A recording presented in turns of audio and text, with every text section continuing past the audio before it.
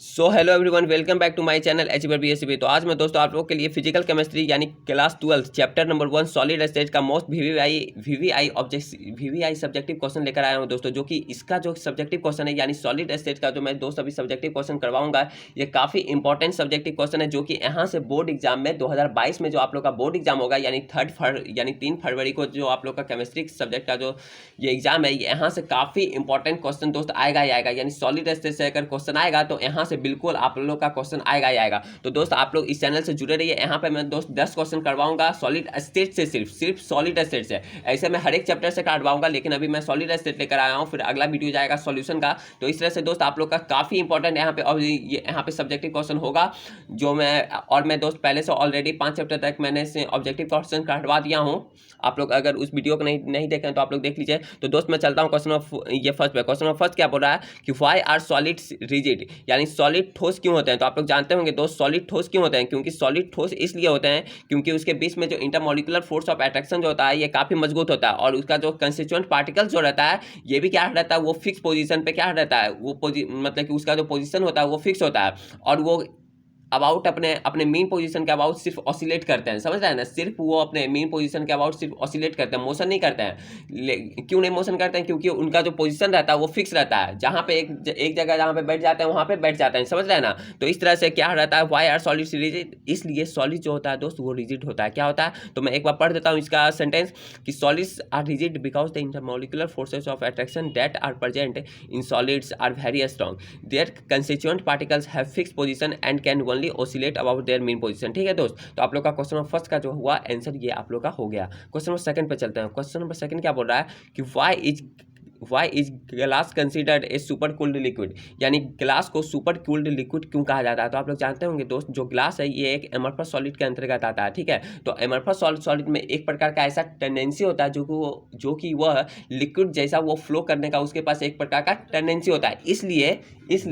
इसलिए उसको क्या किया गया है कि जो ग्लास है उसको सुपर कूल्ड लिक्विड में कहा मतलब कि रखा गया है। ठीक समझ रहे हैं ना। तो इसका मैं एक बार सेंटेंस पढ़ देता हूँ कि जो glass is an amorphous solid and has a tendency to flow, hence glass is considered as super cooled liquid। इसलिए जो ग्लास है उसको सुपर कूल्ड लिक्विड भी कहा जाता है। क्वेश्चन नंबर थर्ड पे चलता हूँ। क्वेश्चन नंबर थर्ड क्या बोल रहा है, क्वेश्चन नंबर थर्ड यही बोल रहा है कि why right 3 differences between crystalline solid and amorphous solid. तो इसका जो 3 डिफरेंस है, जो पहला डिफरेंस है ये क्या है, क्रिस्टलाइन सॉलिड में क्या होता है दोस्त, इसका जो ज्योमेट्रिकल शेप होता है ये काफ़ी डिफिनिट होता है, समझ रहे हैं ना। इसका जो शेप होता है क्रिस्टलाइन सॉलिड का ये डिफिनिट होता है।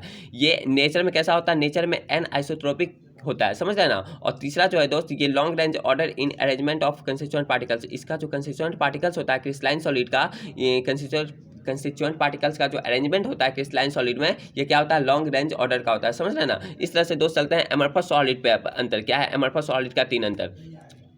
एमरफस सॉलिड का क्या है दोस्त कि एमरफस सॉलिड में इरेगुलर शेप का होता है। इसका जो शेप होता है वो रेगुलर नहीं होता है, इरेगुलर होता है, समझ रहे हैं ना। और ये नेचर में कैसा होता है, आइसोट्रोपिक नेचर का होता है, यानी नेचर में ये आइसोट्रोपिक होता है। और तीसरा जो है only short range order in arrangement of constituent particles. और इसका जो कंस्टिट्यूएंट पार्टिकल्स का जो अरेंजमेंट होता है ये शॉर्ट रेंज ऑर्डर का होता है, किसमें, एमरफस सॉलिड में। तो आप लोग का दोस्त 3 अंतर हो गया, लेकिन आप लोग को 2 ही अंतर पूछेगा। 2 नंबर क्वेश्चन में आप लोग का 2 अंतर ही देगा, समझ रहे हैं। लेकिन यहाँ पे मैं 3 अंतर लेकर आया हूँ, जो कि आप लोग का 2 अंतर यहाँ से काफी इंपॉर्टेंट से आप लोग लिख सकते हैं, पढ़ सकते हैं, वहाँ पे एग्जाम में बना सकते हैं। ठीक है, तो इस तरह से दोस्त चलते हैं क्वेश्चन नंबर 4 पे। क्वेश्चन नंबर 4 क्या बोला, क्वेश्चन नंबर 4 यही बोल रहा है कि what do you mean by point defect in a crystal, यानी जो क्रिस्टल में पॉइंट डिफेक्ट कब क्रिएट होता है। तो आप लोग जानते हैं दोस्त जो पॉइंट डिफेक्ट होता है कब होता है, मान लिया जाए ये क्रिस्टलाइन सॉलिड है। ठीक है, क्रिस्टलाइन सॉलिड में यहाँ पे बहुत सारे एटम्स, मॉलिक्यूल्स, आयन जो भी प्रेजेंट है ये भी प्रेजेंट है। तो यहाँ से क्या होता है दोस्त कि जो मान लिया ये जो क्रिस्टल है, क्रिस्टल में क्या होता है कि यहाँ से एटम या फिर आयन या मॉलिक्यूल क्या हो जाता है, यहाँ से मिसिंग हो जाता है, यानी निकल जाता है। मिसिंग कहीं से मिस हो गया, मान लिया जाए कहीं से नहीं होता है, डेविएट हो जाना। तो उसी से क्या हो जाता है दोस्त, पॉइंट डिफेक्ट मतलब कि वहाँ पे क्रिएट हो जाता है पॉइंट डिफेक्ट, समझ रहे हैं ना। तो इस तरह से दोस्त जो इसका जो आंसर होगा, यानी point defect in a crystal are caused by missing atom or ion in the crystal lattice, that is deviation from regular arrangement of particles या आयन्स इन द क्रिस्टल। तो इसका क्वेश्चन नंबर 4 का जो है दोस्त ये आप लोग का आंसर हो गया। देखिए दोस्त यहाँ पे काफ़ी हम लोग सिंपल वर्ड में आंसर लेकर आए हैं। आप लोग आराम से पढ़िए, कोई भी कठिन वर्ड नहीं लाए हैं जो कि आप लोग को समझ में नहीं आएगा। एकदम सिंपल वर्ड में है जो कि आप लोग एग्जाम में अपने शब्दों में आंसर वहाँ पे दे सकते हैं। ठीक है दोस्त, इस तरह से चलते हैं क्वेश्चन नंबर 5 पे। क्वेश्चन नंबर 5 क्या बोल रहा है क्वेश्चन नंबर 5 ये बोल रहा है कि why is Franklin defect produced in solid crystal, यानी सॉलिड क्रिस्टल में पॉइंट यानी फ्रैंकलिन डिफेक्ट कब प्रोड्यूस होता है। तो आप लोग जानते होंगे दोस्त, जो फ्रैंकलिन डिफेक्ट होता है, Franklin defect is produced by the dislocation of a smaller ion from its normal site to an interstitial site. It creates a vacancy at its original site and an interstitial defect as its new site. It is also called dislocation defect and increases with the increase in temperature। दोस्त इसमें क्या होता है कि Franklin defect कब होता है crystal में ये क्रिएट, तो फ्रैंकलिन डिफेक्ट ये होता है दोस्त, मान लिया जाए इसमें बहुत सारे एटम आयन मॉलिक्यूल जो भी प्रेजेंट है, समझ रहे हैं। तो यहाँ से एनायन और कैटायन क्या होते हैं दोस्त, मान लिया जाए एटम है तो एटम में दोस्त इलेक्ट्रॉन प्रोटॉन होंगे, तो उसमें नेगेटिव चार्ज और ये पॉजिटिव चार्ज होगा, यानी कैटायन एनायन हो गए। तो कैटायन और एनायन क्या होता है दोस्त, यहाँ से क्या हो जाता है, रिमूव हो जाता है, समझ रहे ना। रिमूव होने के कारण क्या होता है, इसमें क्या हो जाता है, फ्रैंकलिन डिफेक्ट क्रिएट हो जाता है, फ्रैंकलिन डिफेक्ट, समझ रहे हैं ना। तो इस तरह से दोस्त चलते हैं क्वेश्चन नंबर 6 पे। क्वेश्चन नंबर 6 क्या बोल रहा है, क्वेश्चन नंबर 6 ये बोल रहा है कि right 3 differences between Schottky defect and Franklin defect, यानी 3 डिफरेंस आप लोगों को बताना है शॉर्टकी डिफेक्ट और फ्रैंकलिन डिफेक्ट में, समझ है ना। तो शॉर्टकी डिफेक्ट में क्या अंतर हो जाएगा, तो शॉर्टकी डिफेक्ट में when equal number of cation and anion removed from the crystal lettuce, यानी क्रिस्टल लेटिस से इक्वल नंबर ऑफ कैटायन और एनायन रिमूव किया जाता है शॉर्टकी डिफेक्ट से, ठीक है। इसका जो डेंसिटी होता है दोस्त ये लोअर हो जाता है। मान लिया ये क्रिस्टल लेटिस है, इसमें अगर कैटायन और एनायन इक्वल नंबर में अगर रिमूव किया जाए तो जो न्यू क्रिस्टल बनेगा इसमें क्या हो जाएगा, तो इसका जो होगा डेंसिटी तो दोस्त कम ही ना हो जाएगा, पहले वाला की अपेक्षा दूसरा वाला का जो डेंसिटी रहेगा वो तो कम ही हो जाएगा। तो इस तरह से आप लोग का क्या बोला जाता है, दूसरा जो अंतर है, it lowers the density of the crystal, यानी क्रिस्टल का डेंसिटी क्या हो जाता है, लोअर हो जाता है। इसका जो कोऑर्डिनेशन नंबर रहता है वो हाई हो जाता है, क्या हो जाता है, कोऑर्डिनेशन नंबर जो रहता है दोस्त वो हाई हो जाता है, कोऑर्डिनेशन नंबर हाई हो जाता है। तो इसमें जो 3 अंतर हो गया शॉर्टकी डिफेक्ट में। अब चलते हैं फ्रैंकलिन डिफेक्ट में। फ्रैंकलिन डिफेक्ट में क्या बोलता है, फ्रैंकलिन डिफेक्ट में ये बोलता है कि व्हेन वन ऑफ कैटायन और एनायन ऑक्यूपाई इंटरस्टिशियल साइट इन लेटिस, ठीक है। दूसरा जो होता है the density of the crystal in remain same, इसका जो क्रिस्टल यानी क्रिस्टल का जो डेंसिटी रहता है वो सेम रहता है, वो बदलता नहीं है। लो कोऑर्डिनेशन नंबर, इसका जो कोऑर्डिनेशन नंबर रहता है दोस्त वो आप लोग का लो रहता है, किसमें, फ्रैंकलिन डिफेक्ट में, ऐसा देखा जाता है, समझ रहे हैं ना। अब चलते हैं दोस्त क्वेश्चन नंबर 7 पे। क्वेश्चन नंबर 7 क्या बोला, क्वेश्चन नंबर 7 भी काफी इंपॉर्टेंट क्वेश्चन है। What R F centres in a crystal, यानी क्रिस्टल में एफ सेंटर्स क्या है। तो इसका जो सही ऑप्शन, इसका जो आंसर होगा दोस्त, देखिए आप लोग का जो आंसर है इसका, a negative ion may be missing its lattice site, leaving a hole which is occupied by an electron, thereby maintain the electrical balance. The sites containing by the electrons trapped in the anion vacancies are called F centers। तो इसको आप लोग पढ़िए, याद कीजिए दोस्त, question 7 का काफ़ी इंपॉर्टेंट क्वेश्चन है, ये भी आप लोग पढ़िए। अगर आप लोग नहीं, मतलब कि आप लोग इसको पढ़ते चलिए, उतना दोस्त हम लोग को समझाने का समय नहीं है और आप लोग को भी उतना समझने का समय नहीं है, क्योंकि अब एग्जाम में सिर्फ 30 दिन बचा है, मात्र 30 दिन, उसमें से आप लोग का प्रैक्टिकल एग्जाम होगा 2-3 दिन, तो आप लोग का समय काफ़ी ये कम बचा, तो आप लोग पढ़ते चलिए। इस तरह से दोस्त चलते हैं क्वेश्चन नंबर 8 पे, याद कीजिए और वहाँ पे छाप, मतलब कि एकदम पूरा हिला दीजिए जाकर और एग्जाम बोर्ड में वहाँ पे तोड़ दीजिए पकड़ के, एकदम पूरा क्वेश्चन को बनाइए, एकदम सॉल्व कीजिए और नंबर पाइए।